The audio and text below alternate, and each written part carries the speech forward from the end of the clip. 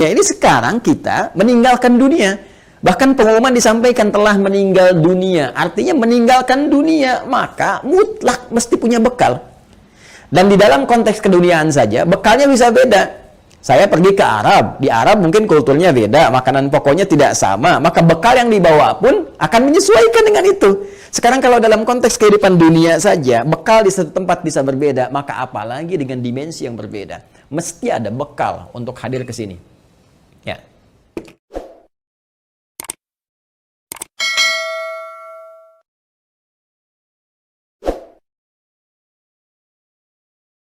Ya, gambarannya kan seperti ini.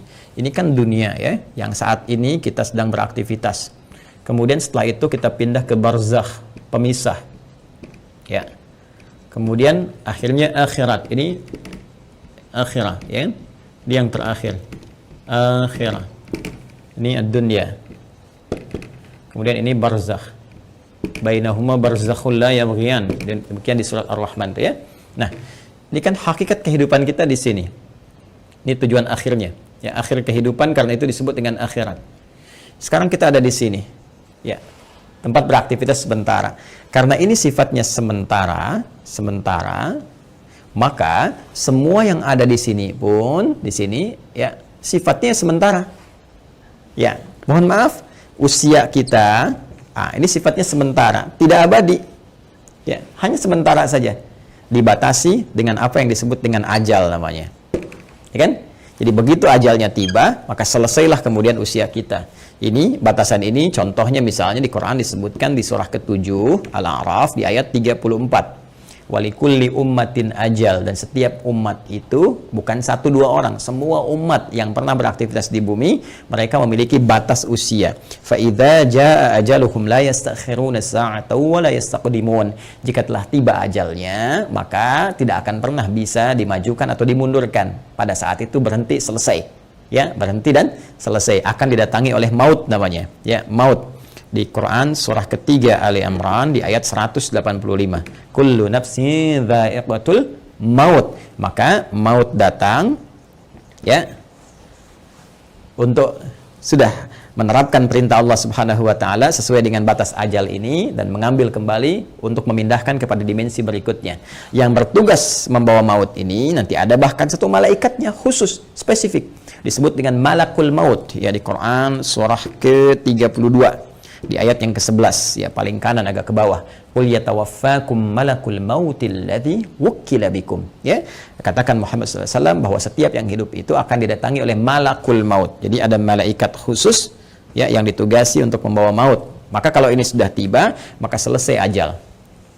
Nah, maka yang biasanya kita ini beraktivitas, aktif, bekerja dengan segala yang kita dapatkan dalam kehidupan dunia. Mohon maaf, bidangnya mungkin beragam, ya. Ada yang di kesehatan, kedokteran, medis, ada yang insinyur, ada yang di militer, tentara, ada yang Polri misalnya, ada yang di politisi, ya, di politik, jadi politisi misalnya, ada yang di pemerintahan, birokrat, ada yang ustadz, mengajar, dosen, guru dan sebagainya. Pada akhirnya sepanjang semua bernama makhluk ya dan spesifik manusia, pada akhirnya semua kegiatan itu akan tuntas, selesai ya. Semua manusia yang beraktivitas tadi disebut dengan insan, al-insan ya, ada surah ke-76 dalam Al-Quran, al-insan ya. Kata Nabi, idza matal insan, jika semua manusia yang beraktivitas ini sudah tiba nih, sudah tiba ajalnya ya, tiba maut ya. Maut itu sifatnya, keadaannya. Mata itu kata kerjanya, mata yamutu mautan ya, mata yamutu mautan. Idza matal insan, jika tiba maut ini menjemput manusia ya, sudah datang ajalnya, tiba maut dan menghentikan semua aktivitas yang pernah ia lakukan. Tadi saya katakan semua pembuka di hadis ini kalimatnya singkat padat, cuma 2 kata, matal insan, tapi pesannya sangat dalam, memberikan kesan bahwa apapun yang kita banggakan pada hakikatnya akan selesai. Apapun yang kita tonjolkan dalam kehidupan pada hakikatnya akan selesai. Apakah harta benda yang kita tampilkan, apakah kedudukan yang kita tonjolkan dan sebagainya, semua akan tuntas, selesai dengan tibanya maut. Ya, karena sifatnya kehidupan kita di dunia ini sementara, maka usia pun sementara, bekalnya pun sementara. Silakan Anda kumpulkan sampai banyak bermewah-mewah misalnya. Mohon maaf, kendaraan banyak yang mewah, pakaian mewah. Pada akhirnya meninggal nggak dibawa.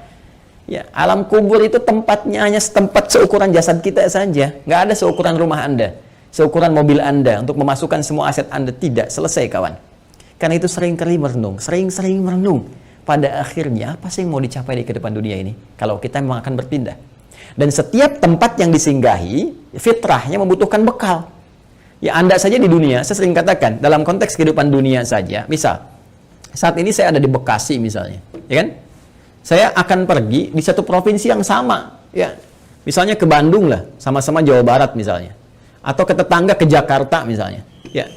Ini kita ke Jakarta saya yang jaraknya tidak terlampau jauh, mesti punya bekal. Ke Bandung mesti punya bekal. Apatah kalau saya ingin ke Sumatera, kalau saya ingin ke Papua, atau saya ingin keluar Indonesia misalnya, pasti harus punya bekal. Mustahil berpindah tempat, ruang, dan waktu tanpa bekal memadai yang kita bawa. Itu mustahil. Ya.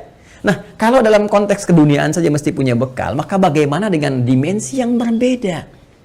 Dunianya kita tinggalkan. Ini kan kalau dari sini masih ke Malaysia, masih dunia. Ya kan?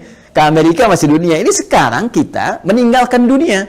Bahkan pengumuman disampaikan telah meninggal dunia. Artinya meninggalkan dunia. Maka mutlak mesti punya bekal. Dan di dalam konteks keduniaan saja, bekalnya bisa beda.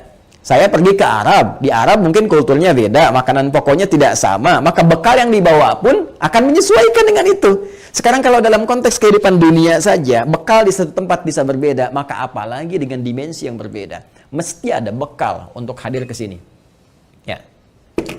Di saat kita bawa ke sini, semua bekal dunia tanggal, yang dunia ini hilang. Ya, karena beda tempat. Sekali lagi, apa yang kita bawa di sini, kita bawa rupiah dari sini. Apakah akan laku dibawa di Amerika? Ya, laku misalnya dibawa di Kanada, laku dibawa di Jerman dan sebagainya. Belum tentu. Belum tentu, kita harus tukar dulu gitu kan? Atau barangkali belum berlaku misalnya dan seterusnya. Boleh jadi.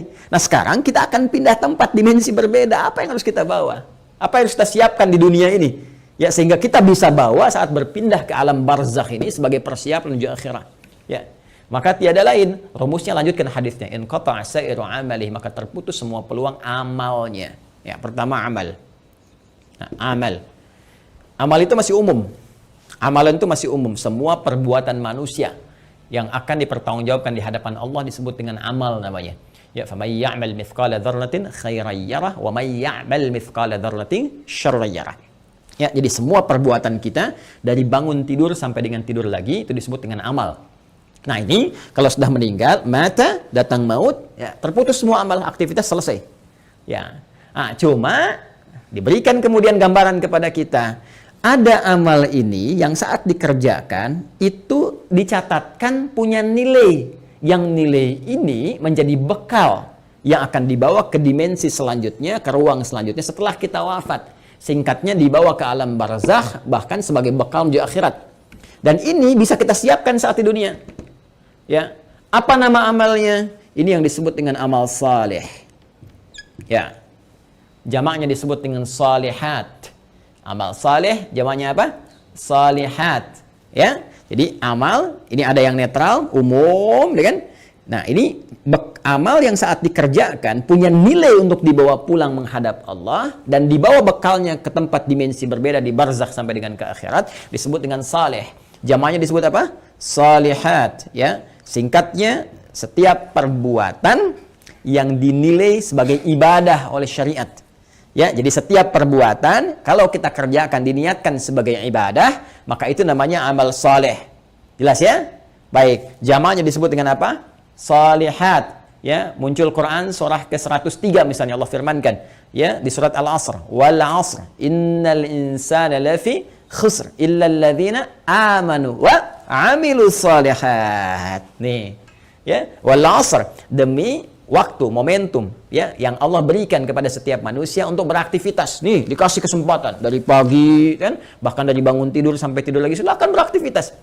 Tapi kalau aktivitasnya cuma mengejar dunia saja, kata Al-Quran berpotensi rugi. Karena saat dia meninggalkan dunia, fakir, dia nggak punya bekal. Ya, ada di antara mereka yang cerdas. Mereka beraktivitas, mengerjakan dunia, bahkan kaya dalam kehidupan dunianya. Kaya, mobil punya, kendaraan cukup baik, di rumah baik juga, Masya Allah. Tapi yang paling menarik, mereka juga punya persiapan-persiapan akhiratnya. Apa itu? Illalladzina amanu wa amilus shalihat. Ya, kecuali orang-orang yang cerdas, mereka beriman, yakin di antara keimanan mereka, selain iman kepada Allah, iman kepada Rasulullah, mereka pun yakin iman tanpa ragu ada kehidupan setelah wafat. Ya, makanya rukun iman kan ada 6. Ya, rukun iman yang kelima kan apa? Iman pada hari akhir. Hari akhir itu implementasinya yakin kita akan meninggal, yakin akan dihisab. Karena kita yakin kita punya iman, kita siapkan. Itu cara memahaminya. Karena itu orang cerdas menyiapkan setelah wafatnya ada kehidupan. Anda yakin nggak? Kalau Anda nggak beriman, nggak usah komen. Tapi kalau Anda yakin Anda beriman, Anda siapkan. Keyakinan kita memberikan dorongan kepada kita untuk menyiapkan bekal setelah kita wafat. Apa yang mau kita siapkan? Allah saking rahmannya memberikan bocoran kepada kita, bimbingan kepada kita. Nih, siapkan bekal ini. Ini bekal yang cuma satu-satunya dibawa saat kita wafat. Apa itu? Wa amilus shalihat. Ini dia. Amal-amal saleh. Maka jadikan setiap bekal kegiatan kita itu menjadi amal saleh. Caranya bagaimana? Niatkan karena Allah Subhanahu wa taala. Ya, niatkan karena Allah, lillah, bekerja karena Allah, merawat anak karena Allah, di rumah tangga karena Allah. Bahkan nanti implementasinya Nabi SAW memberikan panduan dengan doa. Langsung. Makanya saya sering katakan dalam Islam semua aktivitas itu punya doanya. Bangun tidur ada doanya, sampai mau tidur lagi ada doanya. Semua aktivitas kita. Tatkala kita pun belum memahami, sertakan kalimat Bismillahirrahmanirrahim. Kullu amrin dzibalin la yubda'u fihi Bismillahirrahmanirrahim fahuwa abtar au a'ta'. Setiap perbuatan baik yang tidak disertakan Bismillahirrahmanirrahim karena Allah. Bismillah, saya kerjakan ini karena Allah. Ya, kalau Anda tidak sertakan itu, tidak niatkan karena Allah, fahuwa abtar au aqta, maka terputuslah peluang bekal akhiratnya. Kalau Anda kerjakan, misal saya mau nulis nih Bismillahirrahmanirrahim atau singkat Bismillah misalnya kan, saya niatkan karena Allah supaya tulisan ini punya manfaat, supaya tulisan ini punya nilai di hadapan Allah. Maka begitu saya tuliskan misal ya, ini saya tuliskan bekal dunia amal saleh misalnya. Saya tuliskan karena Allah, lillah, supaya kita bisa pahami ini semua. Maka pekerjaan amal saleh ini, amilus shalihat, ketika kita niatkan karena Allah, diberikan nilai oleh Allah. Nilai itulah yang disebut dengan hasanah namanya. Hasanah. Hasanah. Ini dia. Hasanah.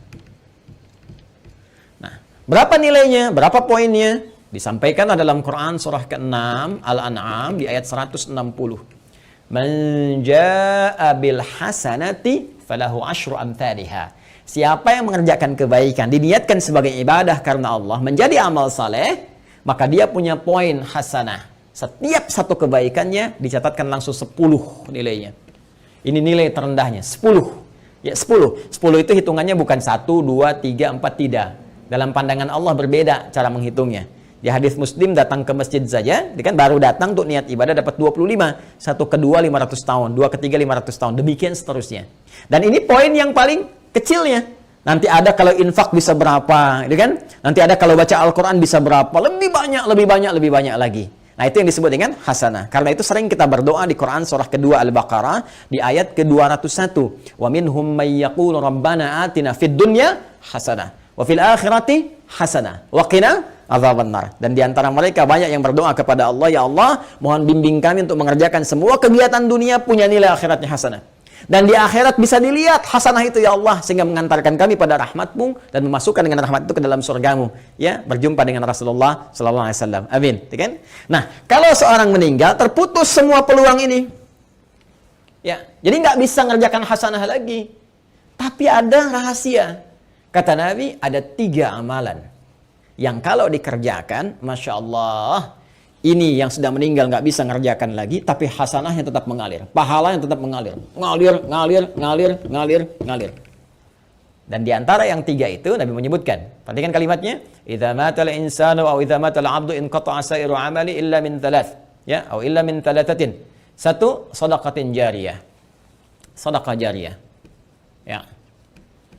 Nah, ini kalau kita gali lagi, ini lebih panjang lagi nih. Ya, mohon bersabar ya teman-teman sekalian. Ya, sedekah itu adalah setiap kebaikan yang mampu kita kerjakan. Kullu ma'rufin sedekah. Semua jenis kebaikan yang mampu kita kerjakan. Nah, sedekah dibagi pada 2 bagian. Bagian yang pertama yang tidak mengalirkan pahala abadi untuk kita. Maksudnya kalau kita wafat selesai. Yang kedua, kalaupun kita wafat, pahalanya tetap mengalir.